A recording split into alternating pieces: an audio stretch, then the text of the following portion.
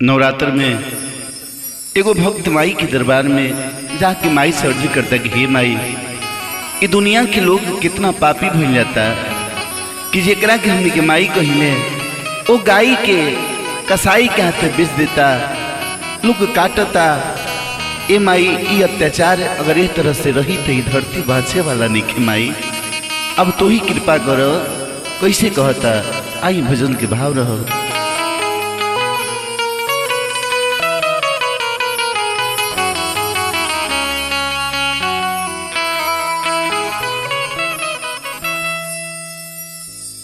अरे मिली न कतही दूधिया दहिया,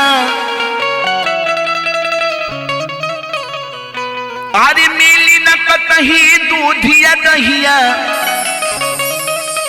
तो कैसे होई पूजैया मोरी मैया हो,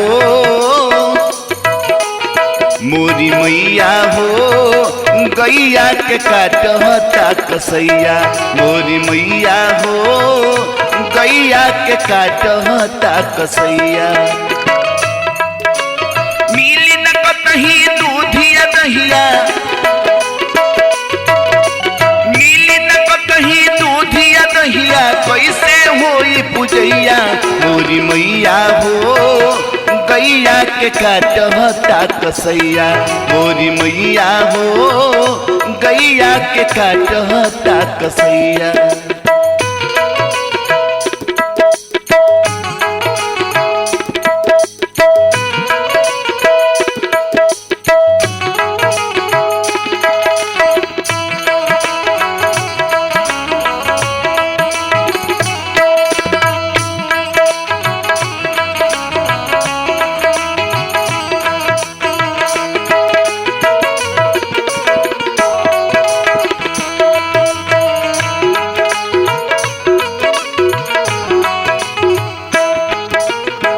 लइका कहता कि ये माई, ग्रंथों में लिखल बाटे गाय होई माता, सदियों से पूजा होता उहे कटाता।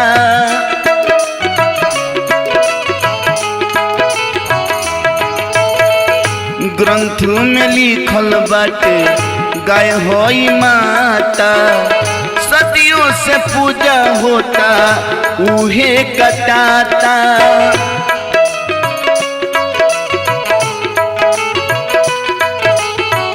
ए माई,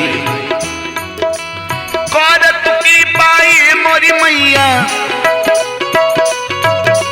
करत की पाई मोरी मैया हो, खातू सहैया मोरी मैया हो, गैया के काटता कसैया मोरी मैया हो, गैया के काटता कसैया।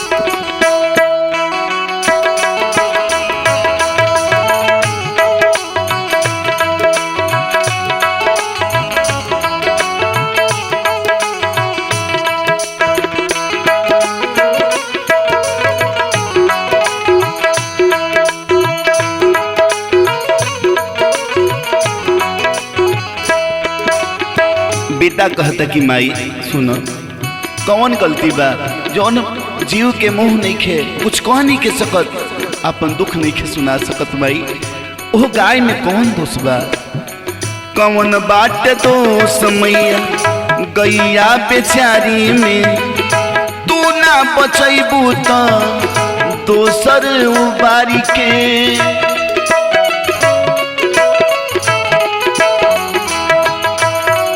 कौन बाट दोष मैया गैया बेचारी में, तू ना बचैबू तो दोसर उबारी के।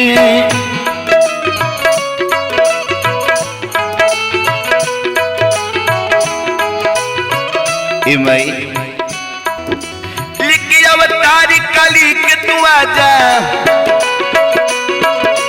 लिखी अवतारी काली के तू आजा, राजा पड़िल तोहर पैया मोरी मैया हो गैया के काटता कसैया मोरी मैया हो गैया के काटता कसैया मोरी मैया हो गैया के काटता कसैया मोरी मैया हो गैया के काटता कसैया।